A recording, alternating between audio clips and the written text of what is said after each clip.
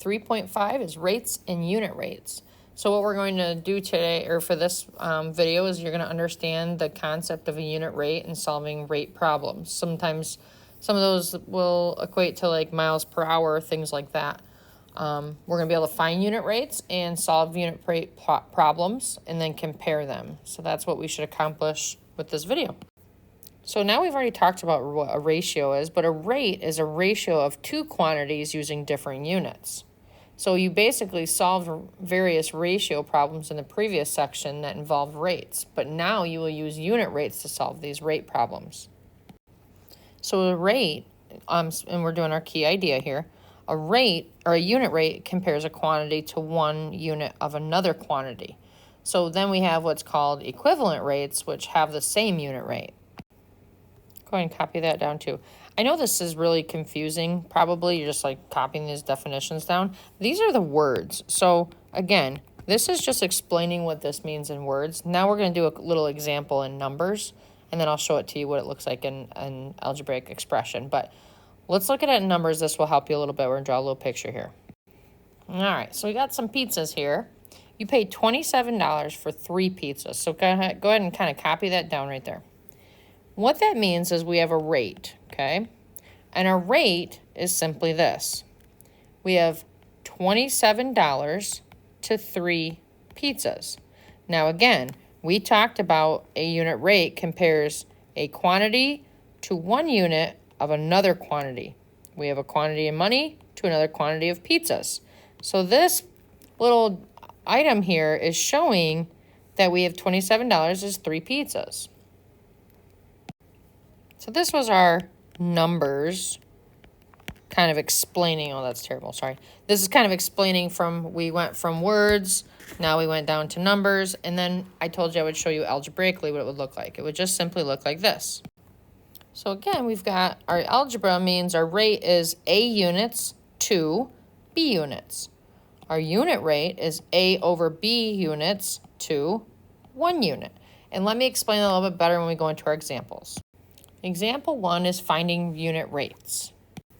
You don't need to write this down, but just kind of seeing, you make fruit juice by adding 4 pints of water for every 2 cups of concentrate.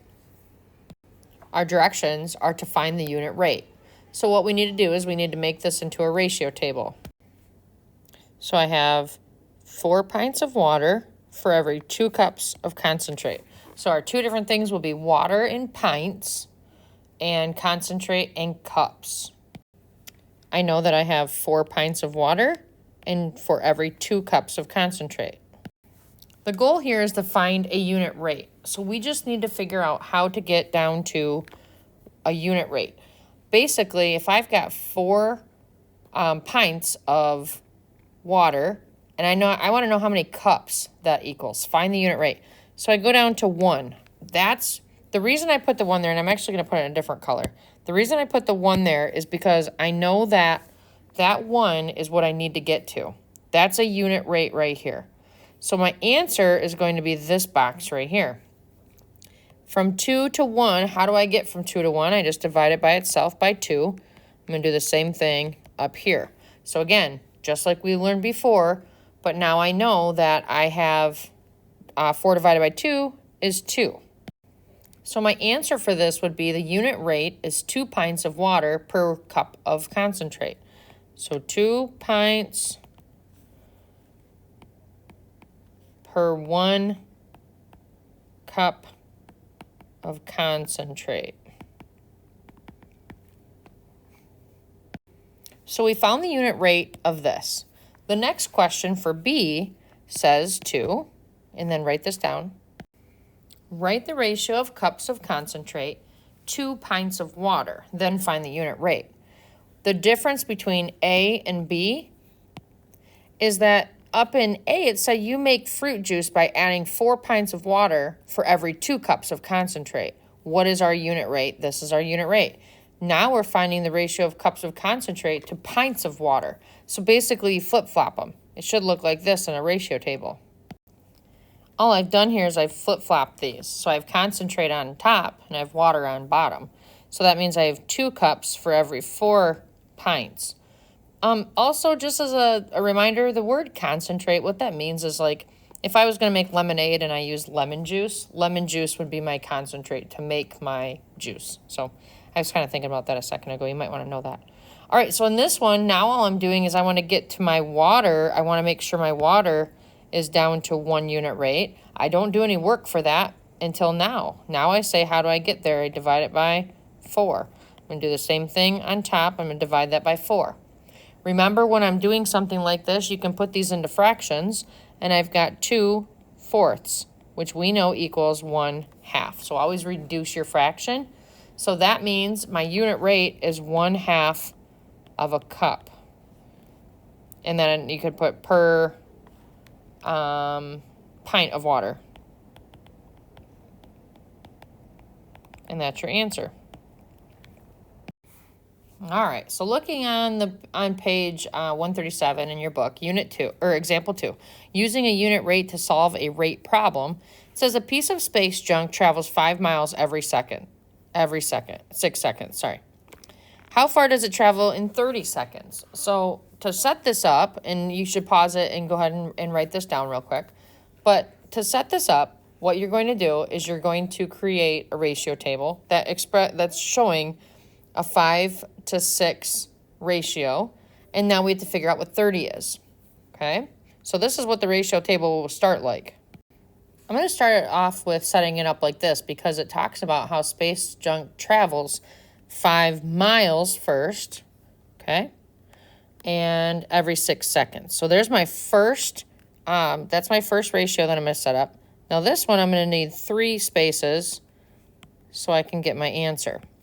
What I do know is I got to use my information. I know that there's 30 seconds involved. So I can also put 30 over here.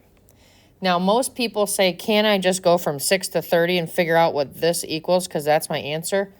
It is, but the real question is not this one, or the real problem is 6 isn't always going to go into 30 very easily.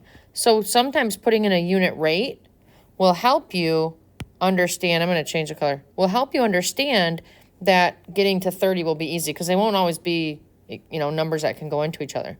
So to get from 6 to 1, we divide it by 6. To get it from 5 to that, we divide it by 6. So we have 5/6. We multiply this by 30. We're going to multiply this by 30. So then it just becomes 5/6 times 30, which we can put over 1. Cross factor. 6 goes into itself one time. It goes in there 5. So we should come up with 25 over 1, which equals 25. So my answer up here is it can travel 25 miles in 30 seconds, which is crazy fast. So now this one's a little bit different because it flip-flops the question. So the next question is, how many seconds does it take the space junk to travel 2 miles? Well, what we have to understand here is that we've got 2 miles, and we have to understand which one we're doing it first. Is it 5 to 6 like it was up here, or do we flip-flop it like we did in the previous one? So because we're saying how many seconds, so our seconds becomes first to go to miles. So we got to read the problem correctly. So it should be set up like this. All right, we know we want to figure out how long it takes to get to 2 miles. Now here's where it becomes a little trickier. I can't just go from 5 to 2 very easily. So your best bet is to do your unit rate, okay? So 5 goes into 1 divided by 5. That's how it equals that, divided by 5. So now I have 6 over 5. How do I get from 1 to 2? I just multiply it by 2. Same thing, I multiply that by 2. So I'm going to just skip to it. If you wrote it all out, kind of how we did up here, you're going to get an answer of 12/5. Now, you know how we are in math. We like to take our 12/5 and make it into an improper fraction, which we should come up with 2 2/5 if we look how many times it goes in there. So 2 2/5 seconds to go 2 miles. Okay? All right. Example 3 is modeling real life. I took out the middle portion of it so I could kind of walk you through the steps. But basically, and you don't have to write down any of this stuff here. Just kind of listen as I read it, but then I would like you to write the stuff I do right here, okay? So it says you buy 2 pounds of salmon fillets at store A for $21.50, okay? And then your friend buys 3 pounds of salmon fillets at store B for $33.75. How much less would you spend for 5 pounds of salmon fillets at the store with the better deal? So you have to set up kind of a, you have to set up a couple ratio tables to figure this out. One thing I like to do when I'm setting these ratio tables up is I like to kind of flip them. This is kind of what it's known, but if you look at the book, they're the ones that are up and down. But I like how this looks a little bit better. It just helps me. So now I'll fill in the numbers because they gave us the first 2 numbers. Remember, our goal here is to see how much less you would spend for 5 pounds of the salmon fillet. So if store A, the cost is $21.50 for every 2 pounds, and store B is $33.75 for every 3 pounds, we need to see what those will be at a unit rate. So if we get down to a unit rate on both of them, this will help us understand which store is the better buy. Step 1 is to find the unit rate.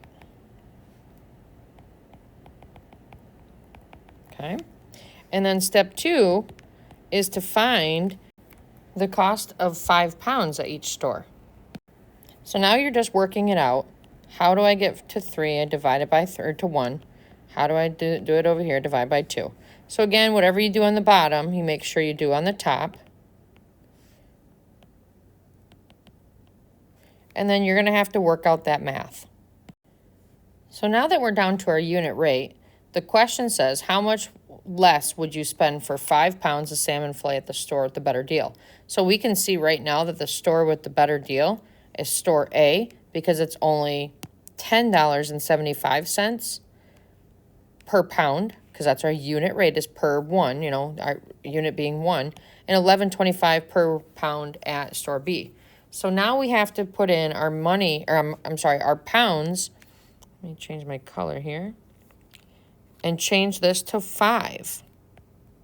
Whatever my answers are here, now I'm going to subtract that amount, and that will tell me how much less I'll spend for 5 pounds of salmon at the store with the better deal. We already know store with the better deal is A, but we'll still understand that amount. So doing the math, I can see that for 5 pounds of salmon at store A, it's going to be $53.75. For 5 pounds of salmon at store B, it's going to be $56.25. So now I need to do my last bit of side math, and I need to subtract the 2. So the difference between the 2, and again, what the question asks is how much less would you spend for $5 of salmon fillets at the store with the better deal? You would spend $2.50 less. So that would be my total answer, and here's my work for it. I left this on here for a check. The cost at store A is $11.25 minus $10.75, so it's 50 cents cheaper per pound than the cost at store B. So that way you understand how store A is the cheaper store to buy it at. All right, and that's it for today.